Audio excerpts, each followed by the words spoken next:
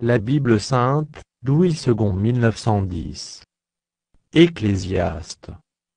Chapitre 1. Parole de l'Ecclésiaste, fils de David, roi de Jérusalem. Vanité des vanités, dit l'Ecclésiaste, vanité des vanités, tout est vanité. Quel avantage revient-il à l'homme de toute la peine qu'il se donne sous le soleil? Une génération s'en va, une autre vient, et la terre subsiste toujours.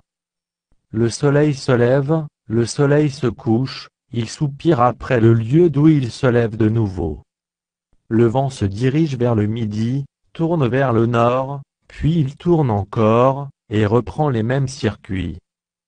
Tous les fleuves vont à la mer, et la mer n'est point remplie, il continue à aller vers le lieu où il se dirige.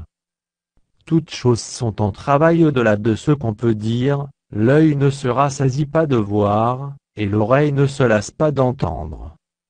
Ce qui a été, c'est ce qui sera, et ce qui s'est fait, c'est ce qui se fera, il n'y a rien de nouveau sous le soleil.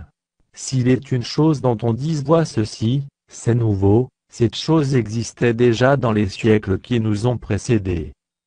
On ne se souvient pas de ce qui est ancien, et ce qui arrivera dans la suite, ne laissera pas de souvenir chez ceux qui vivront plus tard. Moi, l'Ecclésiaste, j'ai été roi d'Israël à Jérusalem.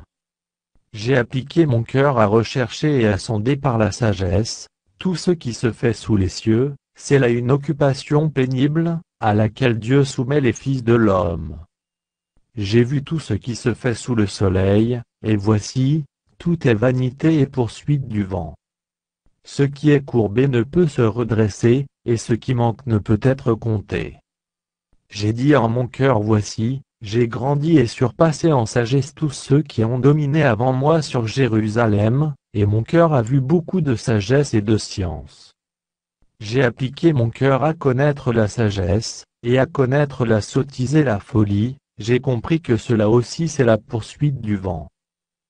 Car avec beaucoup de sagesse on a beaucoup de chagrin, et celui qui augmente sa science augmente sa douleur.